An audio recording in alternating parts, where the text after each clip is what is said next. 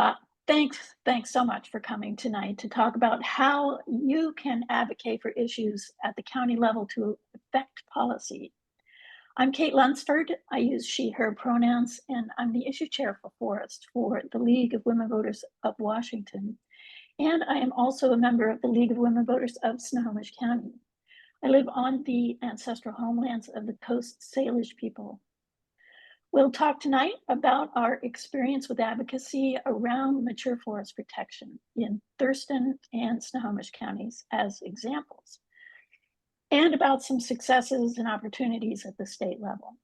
But we hope this will help you consider how you can build a campaign in your county to advocate for forest protection or other issues that the League supports, like education or healthcare, or children's services, or local news, or criminal justice.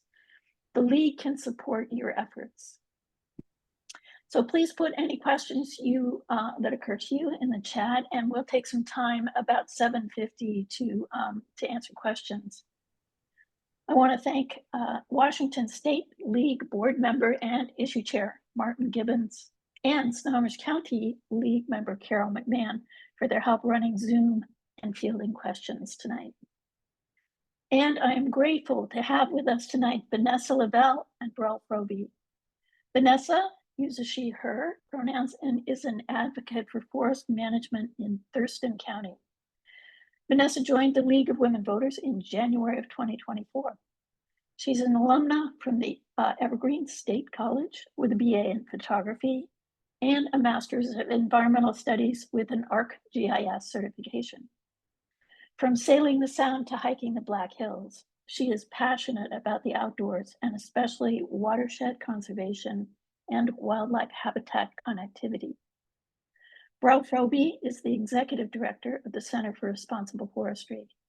Brel uses they, he pronouns and is an educator and community organizer living on the occupied Lummi and Nooksack territory of Bellingham.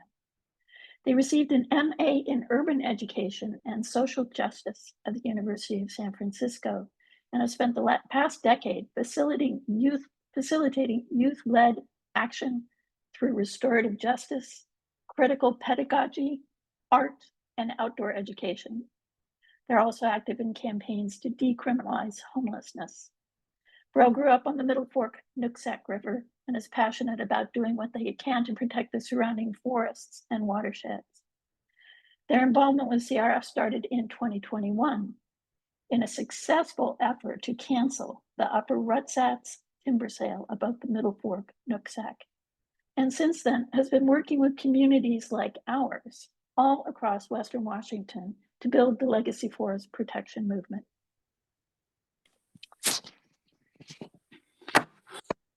Vanessa, I am going to turn it over to you to talk about your work in Thurston County. Thanks, Kate.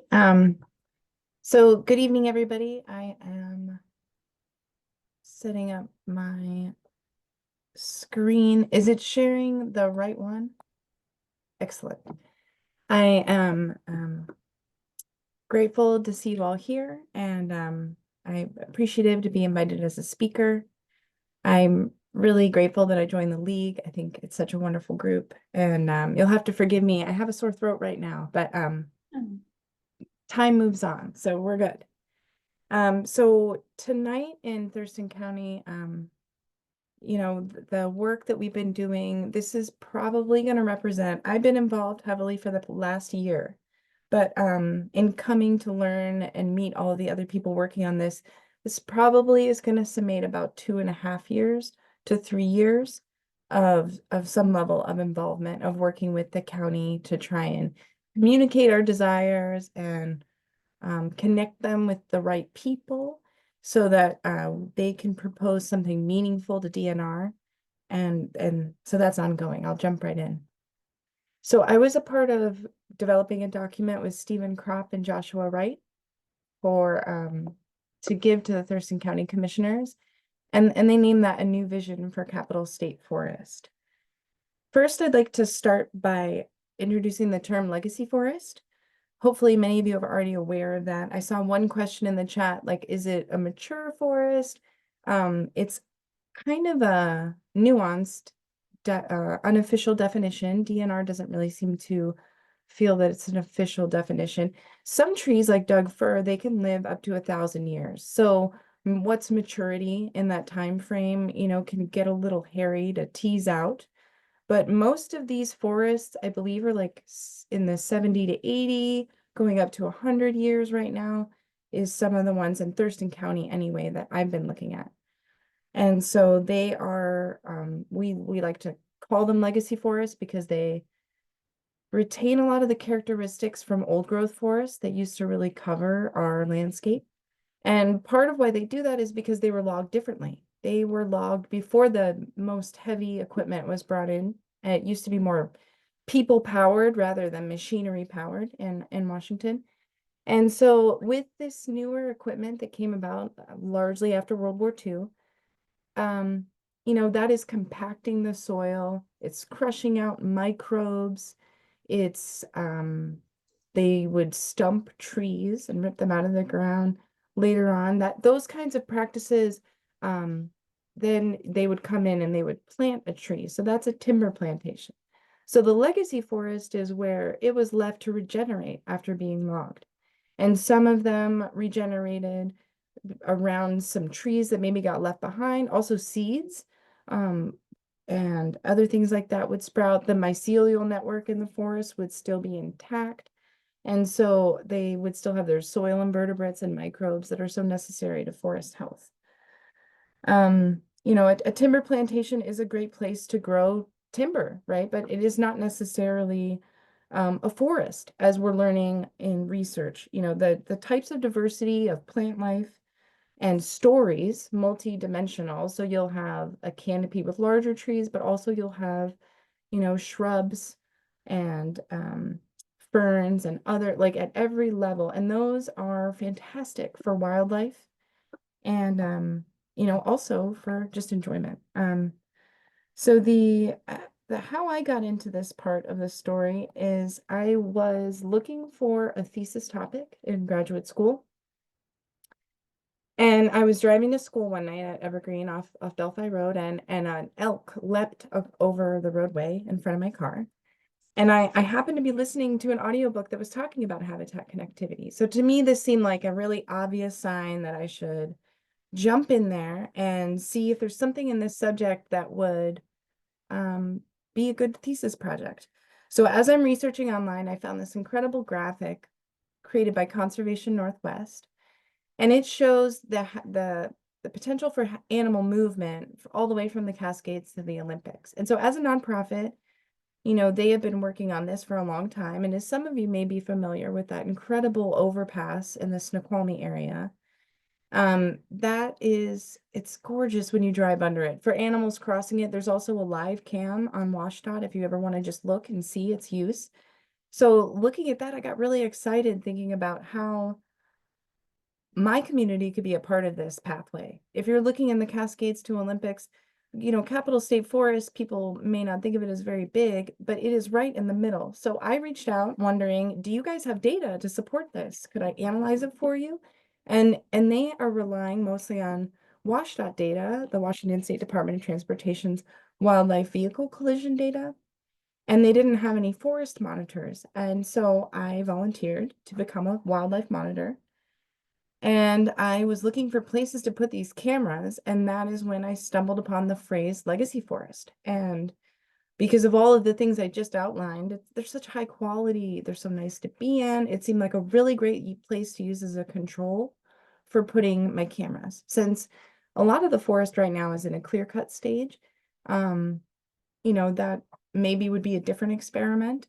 So I just thought it would be great to stick to these parcels. So we got, I got into it. I ended up installing 11 cameras across 6 legacy forest parcels through 3 months in the winter. And, you know, January through March is not the most active time for wildlife, but what came out of this was a high number of people, particularly in one of these soon to be harvested timber sales that DNR refers to as Juno. It is a gorgeous property that goes along Wattle Creek, and I've hiked it before, but I was actually really surprised that in the middle of winter at this place where you have to be driving outside of town to get to, there's no public transit options at the incredibly high number of people. Which was really exciting. And it was a lot of families, a lot of groups, a lot of people with their dogs. It was just really heartening. And I thought, gosh, maybe I'm thinking about this wrong. And maybe instead of protecting legacy forests exclusively for wildlife, I mean, maybe we should be talking about the benefit to people as well. So I reached out to Legacy Forest Defense Coalition about this and got in touch with Stephen Kropp. And he said, I happen to be going to a meeting with the Thurston County Commissioners. Why don't you join me? So I did. And I joined them to talk about my thesis project and why legacy forests are so valuable. And they had, as I was saying, this has been a longer journey than just my part of it. They had already heard from a lot of citizens about how important climate resilience is and about how critical carbon sequestration is and how the older the trees, the more carbon they absorb up to a point, but then the soil continues to store it. So this paints a picture that, gosh, these might be more valuable in terms of what we're required, Thurston County is required to in their climate commitment plans. And so, I reached out to them about my part of the interest, as all of these other people were as well. And the biggest thing that came out of this discussion was realizing that county commissioners are short on time and funds. They don't necessarily have a lot of staff hours to dedicate to something or a lot of money to pay somebody, right? For the research that it takes to understand some of these science-based issues. And so that for me is a point of learning, to advocate for them to get increased funding maybe as well, so that they can be more up to date with the information that they need to make a sound decision for our community. In the meantime, there were other community members who had started out, say 3 years ago, reaching out individually, and that they'd started connecting with each other and forming groups. So I'm a part of a neighborhood group. The street that I live on is right under a proposed harvest of a legacy forest. And I'm, of course, worried about landslides in addition to the loss of beauty. And a lot of neighbors have really cool wildlife cameras on their personal and private property that have shown how much wildlife do use this. So maybe my cameras weren't as fruitful, but I've seen elk and bears, cougars, bobcats, lynx, even families of all of those animals walking through. So I know that this is a much loved area by both people and wildlife. There was another group called the Legacy Forest Project that formed. And then there's an Olympia-based 350 that Lynn Fitzhugh started, and she also has a Friends of Trees organization. So parallel, there's all these different groups that had their own unique reasons for being really passionate about this subject that were beginning to communicate with each other. And then that really improved communication with the county as well. They got to hear that it not only was it a critical issue for each individual citizen, but that it was important enough for citizens to join together into coalitions, which I think improved our standing as well. So what's in the new vision for Capital State Forest? So Stephen Kropp and Joshua did a lot of research and ground truthing to determine the ages of some of the trees and to see if there were other timber plantations that were privately owned that could potentially be logged so that junior tax districts, school districts, fire stations wouldn't miss out on that critical funding piece. Because again, we're supportive of our community and we want everybody to have the funds that they need to work efficiently and properly.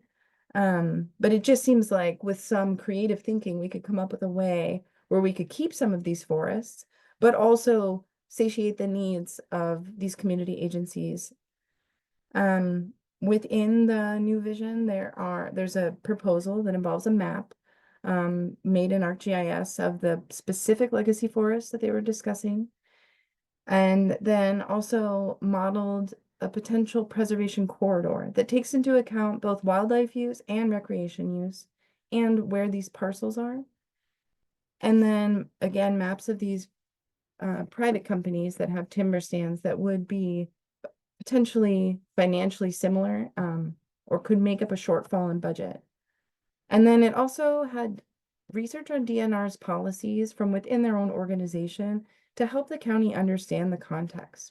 So there's already a habitat conservation plan, and they already have quotas for the amount of mature trees that they're supposed to leave behind. And so it again is just affirming that we're just encouraging DNR to keep to their own recommendations and rules that are science-based so that we can eventually achieve that percentage of old growth that they have outlined in their plan. And then, the work that we're doing is continuing. The big piece of the outdoor recreation to me that surprised me when I decided to research it is how much money and revenue it makes. And so I decided to bring this to the county because it's another layer of reasoning for why these forests are valuable, not only for potential carbon sequestration, not only for wildlife, but also we make a lot of money in Thurston County already off of Capital State Forest being a recreation hub. So this graphic is from the 2020 report from the Washington Department's Recreation and Conservation Office. They should have another one coming out, but it already at that time is fantastic. And you can access that report. It has county by county information, so you can look up exactly what applies to you specifically. And it's not just people buying the Discover Pass or paying for parking. It's also all of the things. So it's the food they eat in town on their way out, the snacks they get to take on the trail, the accessories they need for their mountain bike, or the cost of a tent. It's all of the things that really bring a lot of revenue to the county in taxes as well. So I thought that that would be a really fantastic way to talk about economic development.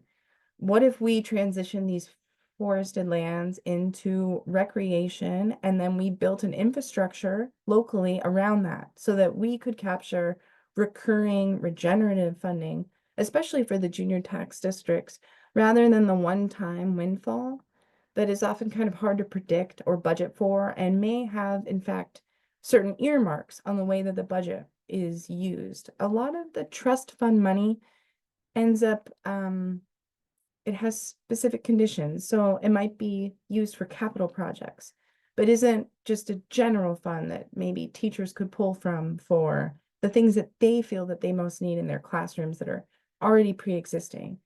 And school funding reform is a whole nother topic that I'm getting sucked into. But if you are interested in that, please reach out.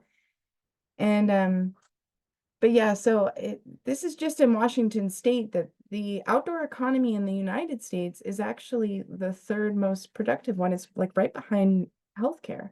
So it's not just us. People also come from all over the world to see the beautiful, trees and forests that we have here in Washington. So I really feel like that's a fantastic point to make when you're reaching out.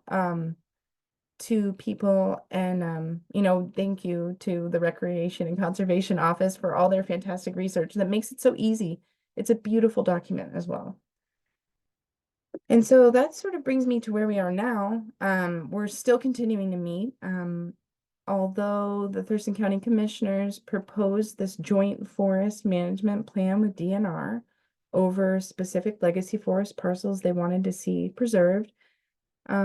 DNR has not responded. So the county is continuing to meet with constituents who are interested and other groups to talk about next steps and plans. So the parcels that we were interested in preserving have already been repackaged. And I believe December is when the board will put them up for auction. And so at this time, we're in a place where there have been lawsuits filed due to SEPA violations that Legacy Forest Defense Coalition has found. But also there's a neighborhood group that is also filing a lawsuit. And so it's more community building and respectful communication across all parties so that they can hear the passion and importance behind this issue. And I think reaching out to more people is where I personally am at, to try and broaden the coalition of support. I'm so grateful that voters chose to retain the Climate Commitment Act. I believe that, using natural carbon solutions as a framework moving forward for preserving some of our natural spaces, for more than just the harvest potential. There are already carbon sequestration projects happening. And so as that comes down the pipeline, I encourage my representatives to participate and recommend some for those. And personally, I think a real connection could be made between salmon and forest health. So I'm working on reaching out to local salmon advocates. And because it's about the whole watershed in a way, not just the lumber as DNR thinks of it. And then I think this workflow could be completely replicated around any issue, such as Kate was saying. I have a lot of friends in the league who are really engaged in the Growth Management Act, and that could be something similarly approached. And other climate work, or again, watershed health. And I am really grateful to all of the people I've met along the way and the support that I've had of the county commissioners. They've been really open-minded. I brought my children to some of their meetings, and that has actually been really nice and created this nice bridge, because I think it helps them understand sort of why I'm so engaged. I'm really concerned for their future, but also it's showing them that I respect their job. And then I want my children to see how local governance works and why it's worth participating in. And so I really thank you all for your time. And if you have any questions, you can let me know. I hope you have a wonderful night after we're done here as well. I think we've answered the questions as we went. Well, maybe we got a new question here. Yes, the new land commissioner. I am very hopeful that the entire department will take a different direction. And I have, enthusiastically been reading the news, and I hope that, of course I will be communicating with their office as someone they're representing, but also I hope, you all who are here and interested today also do that step of reaching out. And then additionally, I didn't hit the elk, but yeah, additionally, I stopped it, and I don't drive that fast to begin with because of wildlife vehicle collisions. That is a real lesson. A lot of times speed limits are about what you'll survive if you get in a collision. So big fan of them. But yeah, I think the new land commissioner has already stated that he is interested in protecting legacy forests. So that gives us a great leg to start on and to look forward to the new year. One other thing, Vanessa, you alluded to funding for schools and how that's Right. related to. Any more insight into that briefly? Sure. So it's kind of complicated. I believe our state constitution was written in 1889 when Washington State had around 300,000 people. And so at that time, forested lands were granted from the federal government to the state to be used as a source of ongoing revenue. But now we have 8 million people, and it's a little bit more complicated. The school funding model that we have right now is not working for schools. I could say that I see that in the news in Seattle. Here in Thurston County and Olympia, we've had to face a school closing scare.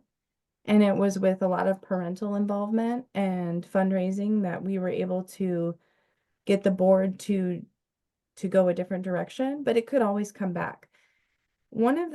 A big advocate actually in communicating with DNR, or at least on the board, has been Superintendent Chris Reichdahl. They have been open-minded to hearing about this issue, and I've reached out to his office about creating a group for school funding reform, but it's not a general pool and it's a slice of a pie. You would have to look at their website to really understand it, because it's multiple. There's state trust lands, but then there's trust lands, and then there's also private timber. But if it falls within your tax district, it can generate revenue for schools, fire departments, and other agencies like that. Perhaps one more question before we move on to the next presenter. How many of the remaining legacy forest parcels did the BNR meeting decide to auction? So there are legacy forests across the state. And the ones at the November 5th BNR meeting, I did go, but I wasn't able to stay till the end. There were several in Snohomish, I think Clallam, and perhaps one in Thurston. I would have to follow up if you want. You could take down my email and I could answer that more. So I think although they Brel can have probably answer that question. great. Yeah, I was just going to say, although they have been decided to have been auctioned, they have not been cut yet. Okay, somebody thought maybe 11. Okay, Kate? All right. Thanks so much. And LaValle, if you will stop sharing, I will start sharing.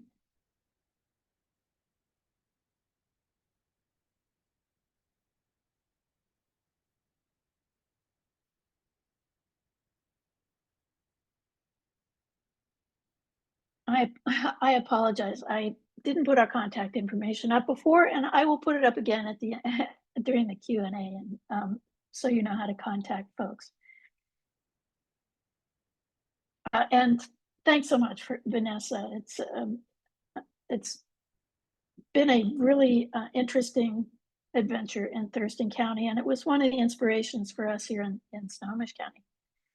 So you've heard a little bit about what a mature forest is, and you can see Vanessa is working with a passionate group of people and have created some real opportunities for Thurston County to adopt their own forest management plan if collaboration improves.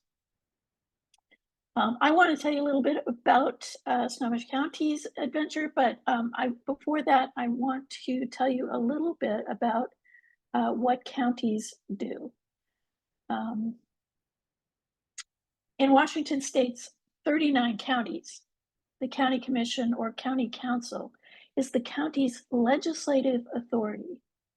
And as Vanessa said, county commissioners are hardworking folks with a lot of responsibility and a lot of power. They have a job of identifying what the needs are of us residents, and they make budgets and spend money for all the county activities. That budget was $1.67 billion in Snohomish County this year. And some of their authority includes fixing the tax levies, acquiring lands, building, maintaining roads, public buildings, making and enforcing civil and criminal resolutions and ordinances. It includes supporting and implementing federal and state mandates. They create a lot of commissions to help them understand the issues, and they look for real solutions, and they hear a lot from lobbyists and from advocates like us. You all know, probably, most of you know that only authorized members can speak on behalf of the League of Women Voters. The president of the league does that, and your president can authorize you.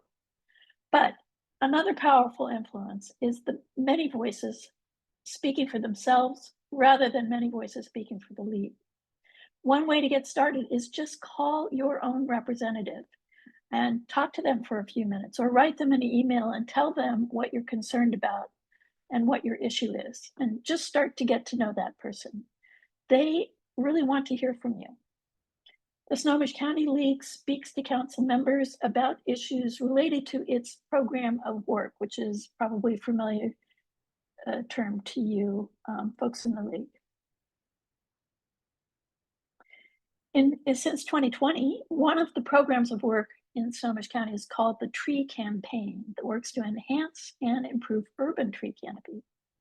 And like all league work, the program aligns with the league's careful study and member consensus. In September 2022, the league members joined a Snow Isle Sierra Club trip that was led by the Center for Responsible Forestry to see a legacy forest.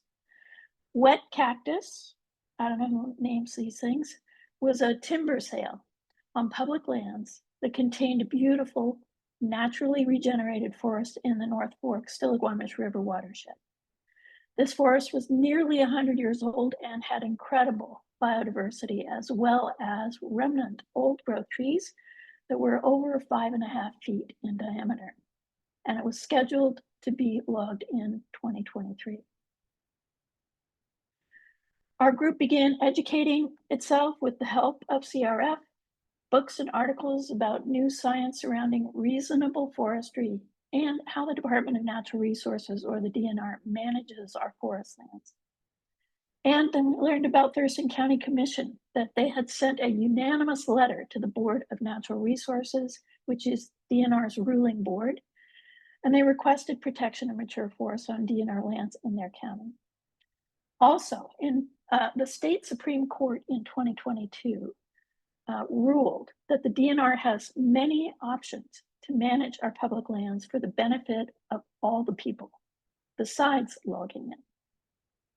We were inspired by the possibility of both protecting mature forests in Snohomish County and developing solutions for rural communities and the junior taxing districts that Vanessa was talking about that receive some of the revenue from the timber sales. I used our Snohomish County website's handy dandy great big red action alert button on our website in October of 2022 to request approval from our leaders.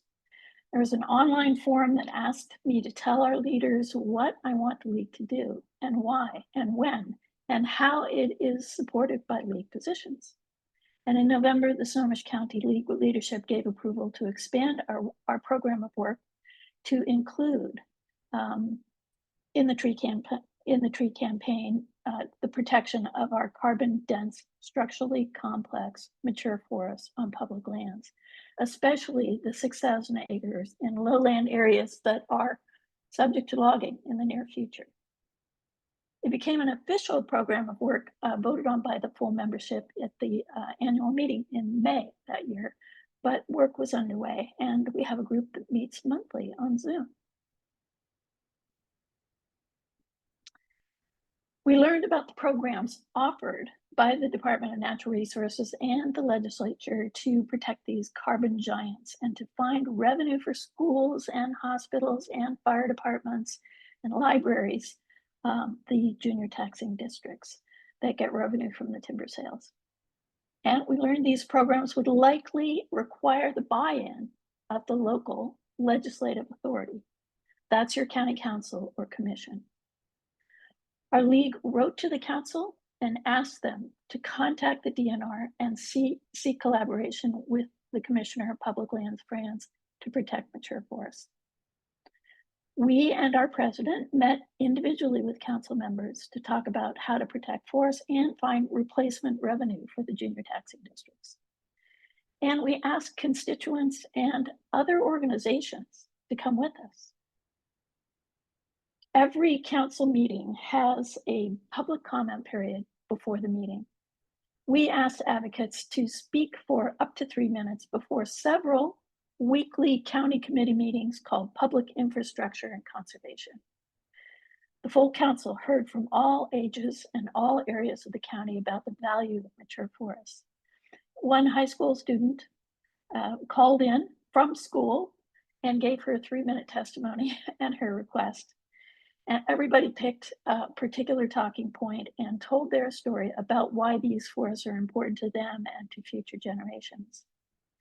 We also wrote to County Executive Summers and asked that he collaborate with the DNR to protect these forests.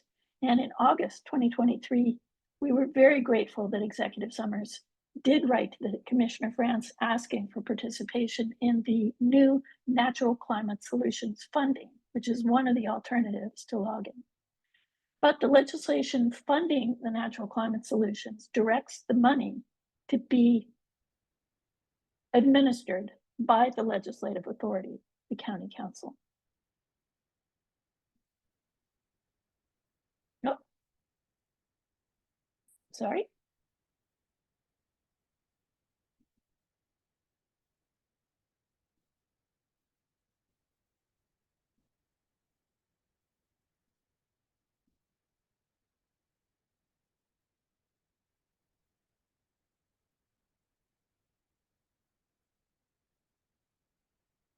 In September, the County Council responded to the community and hosted a roundtable discussion for forest stakeholders to hear their concerns.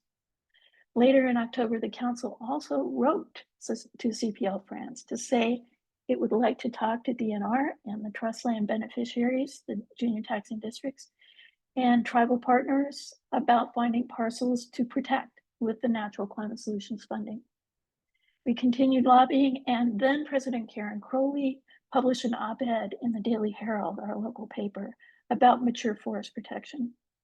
She also sent a letter to 21 Washington legislators in our county asking them to contact our county council to nominate acres of forest lands for natural climate solutions. And then we sent an action alert to all of our membership and asked them to call those legislatures about and ask them to follow up on Karen's letter. The Center for Responsible Forestry has sent several action alerts supporting these efforts, and these were amplified by our own local network, the Climate Alliance of Snohomish County. On June 26th of this year, the council wrote a unanimous letter to the Board of Natural Resources and asked for an accurate and complete accounting of our mature and old growth forests, the acreage of timber sales planned for harvest in the next 3 years that do not contain mature forests, and a forest preservation plan in our county, which is in line with the 10 to 15% preservation goal, a requirement of DNR's own policy for sustainable forestry. The council heard from hundreds of people during that time.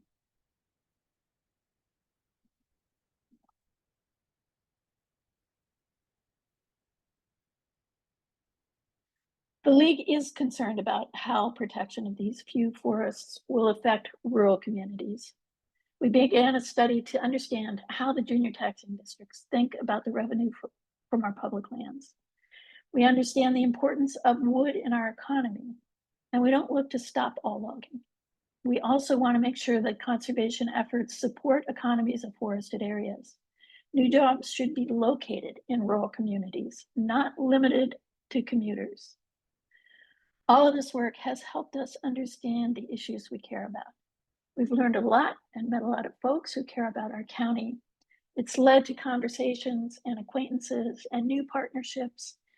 And it takes some patience and some time and some gardening, but most change does. All right, thank you so much. I am going to turn it out, stop sharing, and turn it over to Brel, or maybe I wasn't sharing.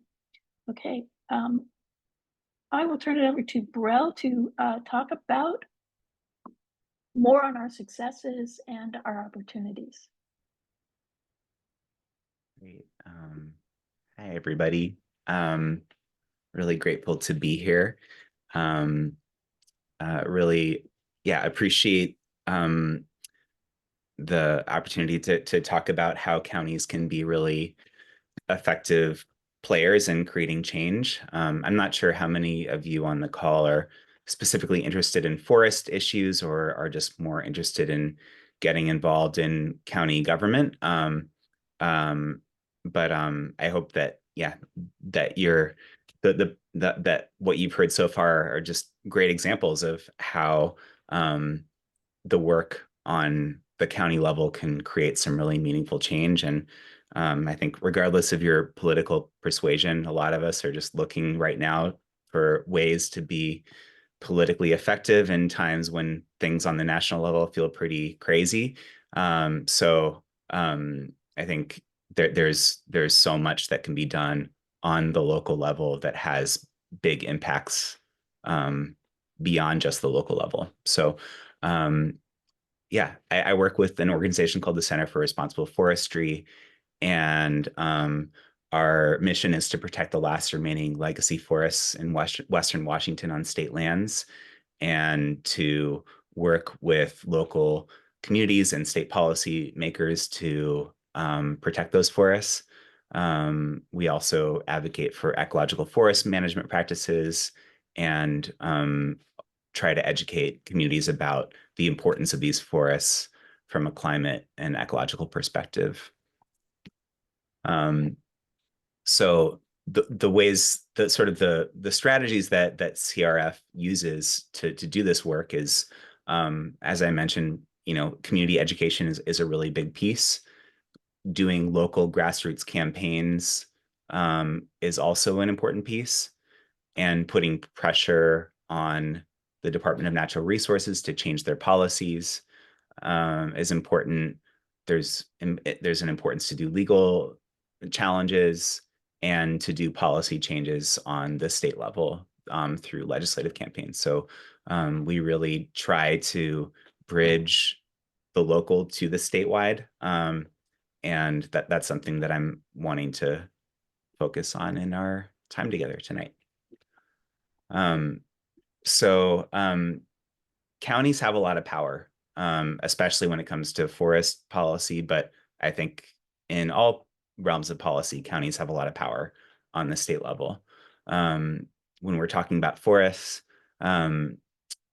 counties are the recipients of revenue from logging of about 546,000 acres on DNR managed lands, and that's about 25% of the lands that they manage statewide. So that's a lot of acres. Just for context, in the 20s and 30s, timber companies kind of just logged a bunch of lands and then didn't pay taxes on them. So those lands got turned over to counties, and counties then in turn turned them over to the state to manage for them. And the state, or DNR, takes a cut of the revenue, about 30%, and about 70% of the revenue goes back to counties to fund things like schools and county budgets. Yeah,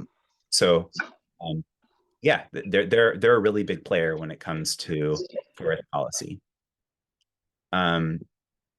Also, because of this, DNR really cares a lot about what county governments think about how forests are managed in their counties. An example of this recently is that in the past, I think it was, I can't remember if it was in 2022 or 2023, but the commissioner of public lands, the current commissioner, Hillary Franz, sent out a letter to, I think, about 6 counties saying that they really want to work with counties to co-manage lands and really involve counties in decision-making when it comes to lands within their county. And that's resulted in a lot of really exciting things, including what you've heard tonight about what's going on in Thurston County, and a number of other counties as well. So counties have a lot of power when it comes to forest management.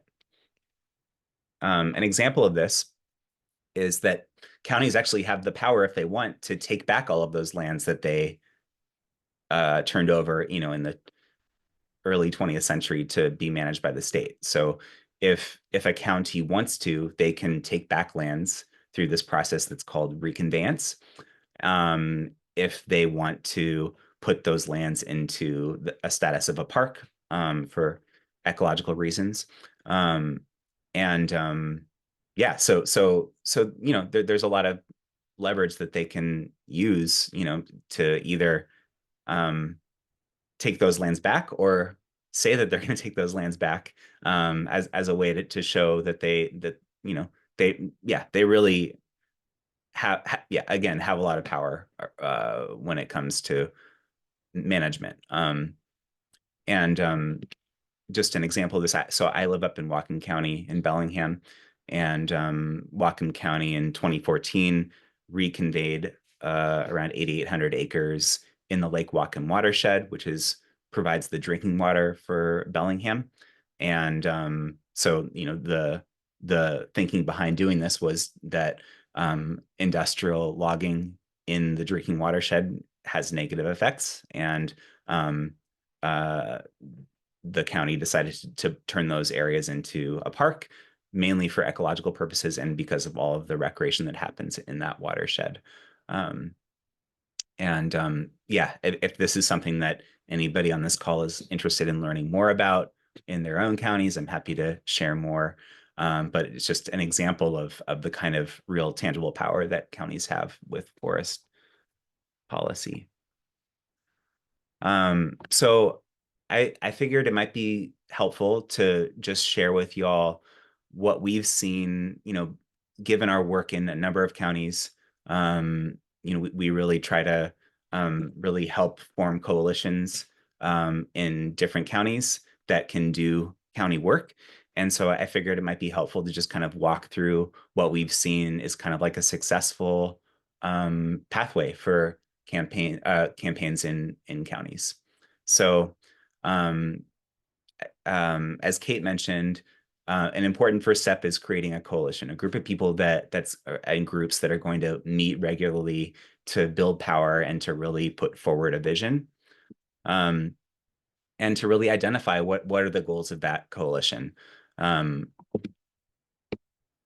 Oops. I'm not the best at making PowerPoints, so a little sloppy here. But some examples of goals that a coalition might want to do is stopping an individual timber sale, getting the county to create a larger county plan, like Vanessa mentioned, that's happening in Thurston County, reconveyance, as I just mentioned, or sending letters to DNR saying we don't want any logging of legacy forests in our county. So those are all goals that we've seen that are attainable when you build a coalition on a county level. And so like looking at what are the groups that are going to engage. So Kate mentioned that League of Women Voters in Snohomish County has really been the leader when it comes to Snohomish County, and has brought in Sierra Club and CRF and Legacy Forest Defense Coalition and groups that really care about these issues locally. So I think really thinking about, regardless of what your issue is, what are the groups that are working on this and that would be good to form a coalition with. And so,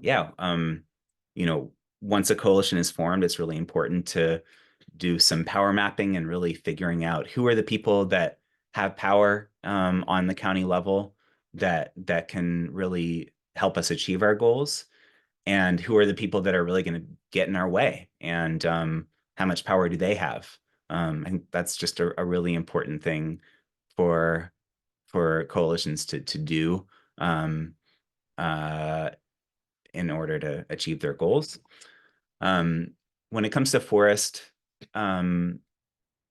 issues, it's been really, really important and successful to find a forest that can be kind of like a poster child, or like a forest that we can build passion around. Sometimes when we talk about forests and their carbon, the impacts when it comes to climate change, it can be really abstract. But we found that when it comes to the local level, it's really, really important to build people's connection to a place and build that love of place.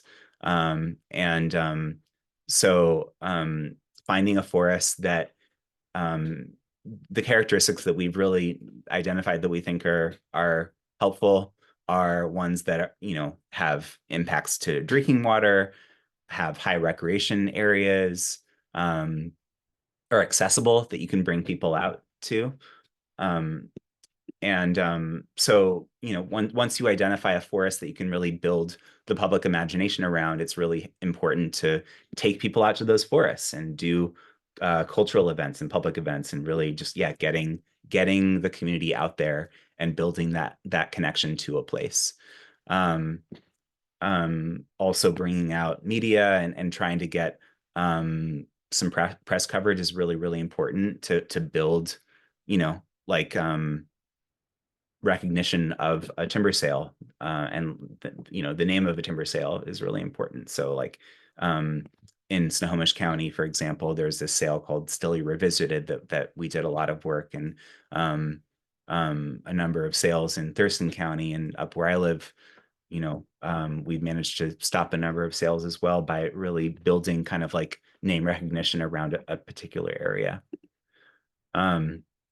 And it's important to just continue to escalate. So, at some point it might be helpful to do a rally or a protest around these sales.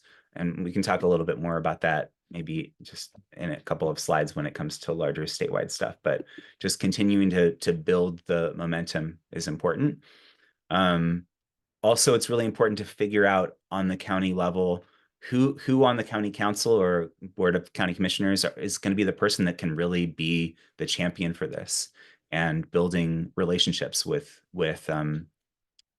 those people. That's been just absolutely essential in every county that we've been successful in.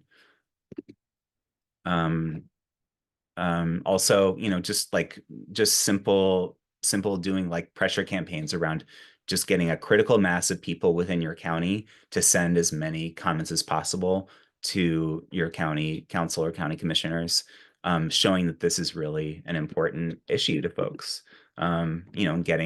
Getting volunteers to be standing out in front of farmers markets, and just getting like a critical mass of support has been incredibly important. And actually showing up to county council meetings, as Kate mentioned, in Snohomish County, going to certain committees, and going to just general county council meetings, and really like organizing people so that you're hitting talking points it has been super, super important. So, the relationships that you're building with the champions is, they have political cover, and they can say, oh, well, this is why I'm fighting for this, because to their other council members, like, people are really showing up to support this. Also, in most counties, there are these advisory committees that have some political power and give advice to the county council around certain issues. So trying to find people on those kinds of committees that are focused on climate change or biodiversity or wildlife, and building supporters in those advisory committees is also important. And hopefully, you can get to the point where you can really have a relationship with a county council member where you can like give them a letter and be like, hey, like, how about you pass this at the next council meeting?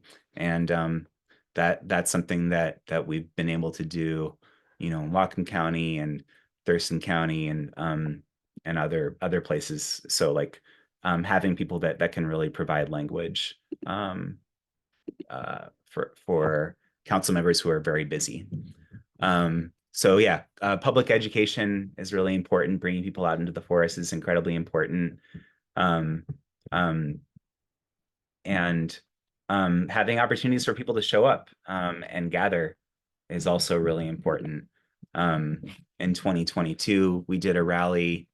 Over 200 people showed up, and then in 2023, we had over 350 people show up. So it's important, again, to like be building the momentum and having more and more people engage and showing that to local and statewide governments that this is a building movement. So I guess lastly, just want to make the connection between what happens on a county level and larger policy change. The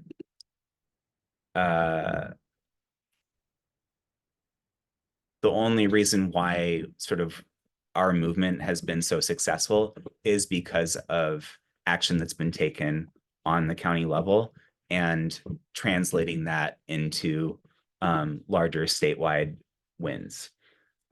So when we're looking at some real tangible wins that this movement to protect legacy forests has had in the past few years, we've been successful in stopping individual timber sales.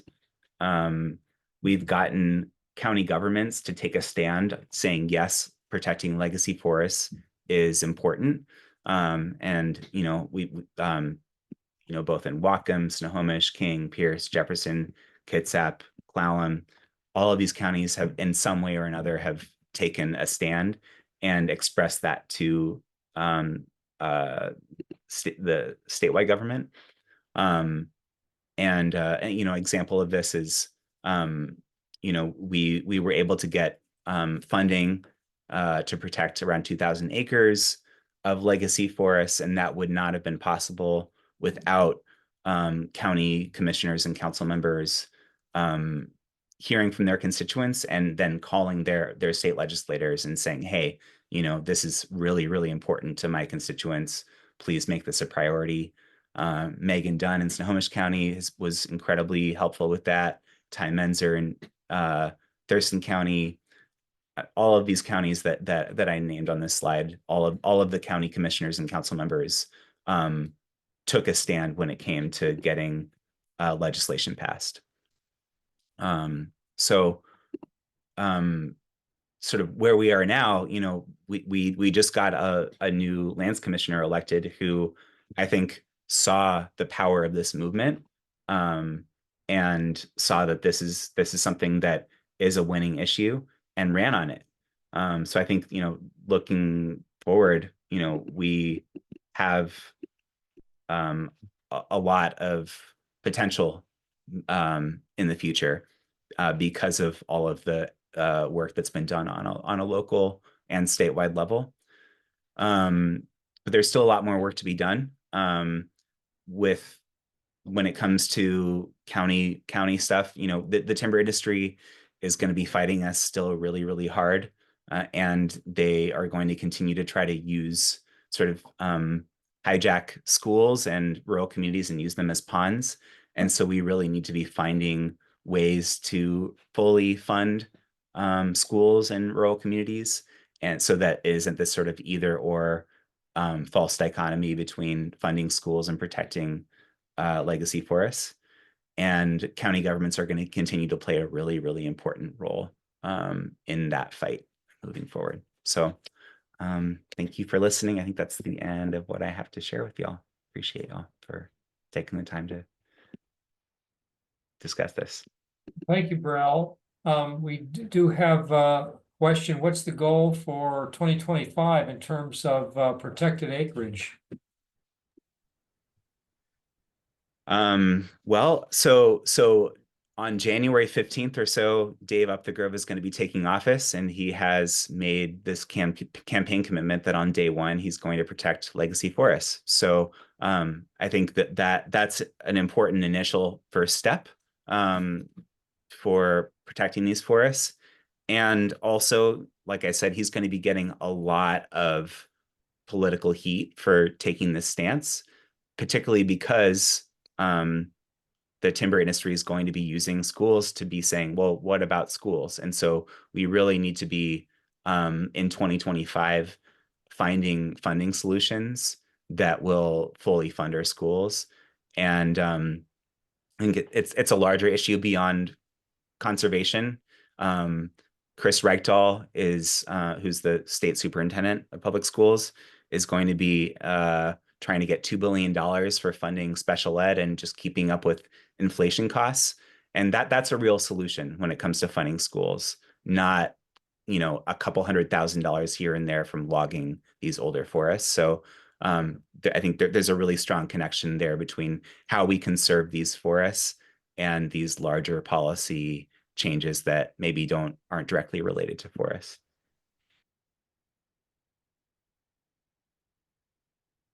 Well, I might say at this point, once again, I'm Martin Gibbons, the second vice president of the board of directors for the Washington League of Women Voters, and also the climate and energy issue chair on the lobby team. And what we were trying to show tonight was ways to identify opportunities you want to address in your local government and determine who to talk to at local government, define the steps required to achieve the result you identify, and identify partners and coalitions to collaborate with to achieve the objectives. So I think those were the examples given tonight, and I would encourage more discussion if you have some additional questions on how to do that, or have additional questions on legacy forests and their importance, and how to communicate that as well. So I invite you to carry on the conversation here. And Kate, do you have anything more to say? I do. I'm going to put our contact information. I think I'll put it in the chat. Might be the easiest thing to do.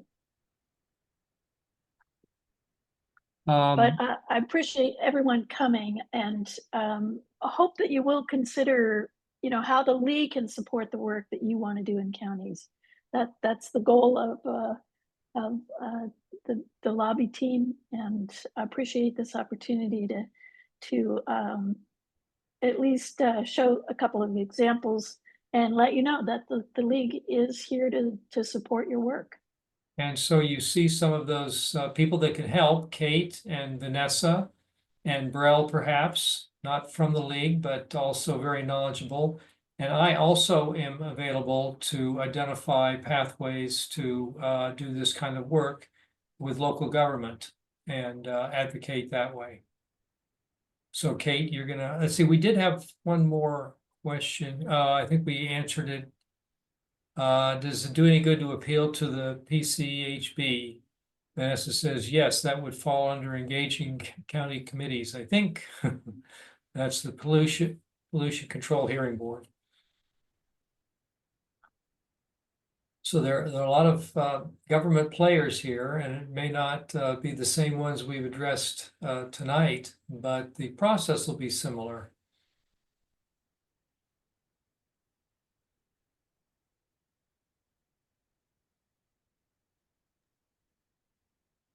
Well, I don't see any other questions. It is 8:02. Oh, I wait a know minute. that. Here we go. There are some more. Great, thank you, Marty. Let's see, I think providing bullet points to of the ways to fund schools, to remove schools as a pawn for the timber industry. Any ideas, or what any ideas on how that would happen, and also what citizens can do about that? From what I found, that it's going to take legislative action. So this would be something that you would reach out to your representatives about and say, I'm really concerned about school funding, or I really want to get involved in how we can better fund our schools. That kind of a dialogue. And again, as Brel mentioned, Chris Reichdahl is also open to this. But again, it's set up in the legislature that the funding is flowing this way. So we need to kind of like get our legislators to readdress this funding issue. The person locally that was running on that, unfortunately, did not win their seat in my area, but I'm reaching out to them to see if they have any interest in continuing moving this issue, and I hope that maybe they could get elected next cycle. So that's on my part anyways. Kate and Brel might have something to add. Yeah, I mean, I think, you know, it's a very real concern. So where I live, actually, the school that I graduated from, Mount Baker School District, is in the red in a big way, and they rely heavily on timber sale revenue. It's been a barrier in the work that we do. So larger solutions certainly are needed. And as far as, I mean, specific talking points or bullet points, I mean, I think that there are some important bullet points to mention, which, you know, when looking at a statewide level, less than, you know, around 1% of school construction funding statewide actually comes from timber sales. So it's like a very, very, very small percentage when looking at the statewide level, but that doesn't necessarily mean that it's not significant on the local level. And we have to be honest about that. And I think there's really, really exciting work that's being done in Snohomish County that Kate is doing with some other coalition partners of actually going out and talking with representatives from schools and fire districts and really like listening to what their concerns are and just getting a sense of like how educated they are about this issue and like what's their understanding of how important funding is or timber sale dollars are for funding. Yeah, I think that's going to be, it's not quite answering your question, but I think that's going to be really important work to be doing that kind of outreach because the timber industry is definitely doing that outreach and we should be too. And so I actually think that the work that's being done in Snohomish County can be a model for other counties to use to do that kind of outreach. And I'm really excited about that.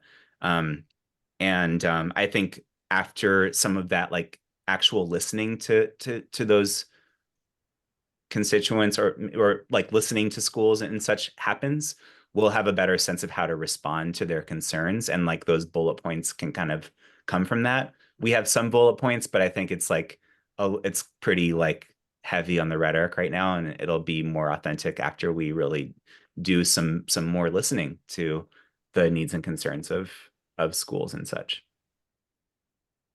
I would also say that there are tools that have been available for many years. The trust land transfer tool can be an effective way to take mature forests out of timber production and use money allocated by the legislature to buy other commercial forest land, taking it out of worse forest management and putting it into DNR management to replace that revenue. It would just be part of the total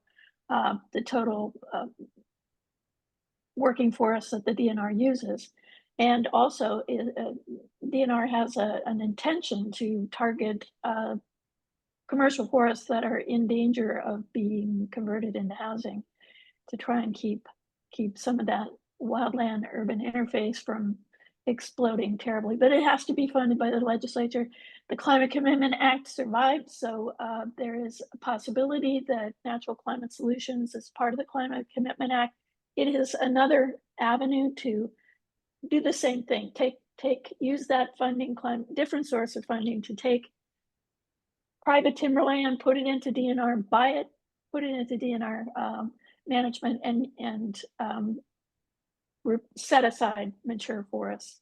So those are two things that have been successful and hopefully will be successful as well. And there has also been the attempt to put some of the mature forests into setting them aside and using them as a carbon park and selling carbon credits. I know that's a controversial topic and it would have to be carefully monitored, and it's also being opposed by the timber industry, but that's another avenue to do that. And counties could do that if they reconveyed county land back into county possession.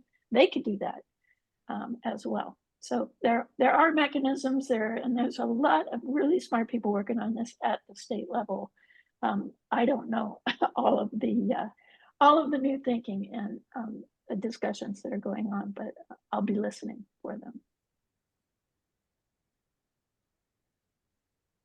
Yeah, I think that's probably the most powerful, best talking point or bullet point to share is that there are ways to preserve these forests. There are tools available to us right now to preserve these forests, protect these forests, and provide revenue. There's a number of different tools. So I think that's an important talking point for sure. And you don't need to necessarily know all of the different mechanisms and like acronyms to say that, but I think that is an important piece to share with people is that there are tools. And also just a reminder, like we're talking about a very, very small fraction of the forest out there, and there's still millions of other acres that are going to continue to be harvested for revenue. we're just talking about these last remaining 70,000 acres or so of legacy forests.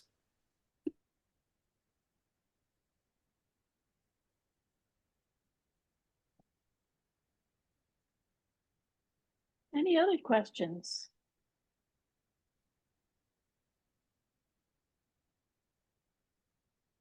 Oh, we will be sharing the presentation soon. I think probably within the next couple weeks.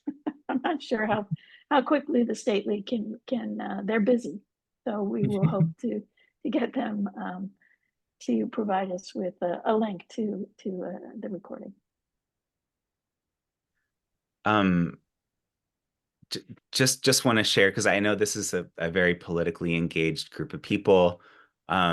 If you do have any relationships with people who are on a school board or in leadership in a fire district, please, I think, reach out to myself or maybe Kate as well, because we really could use help with doing that junior taxing district outreach.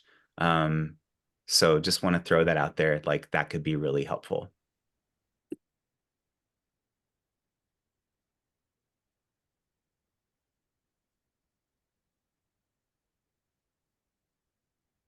Well, thanks again for everyone's presence here tonight. We really appreciate the opportunity to present these ideas, and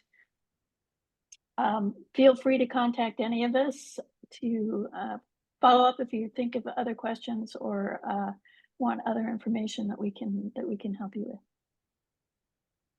And I think with that, we will say good night.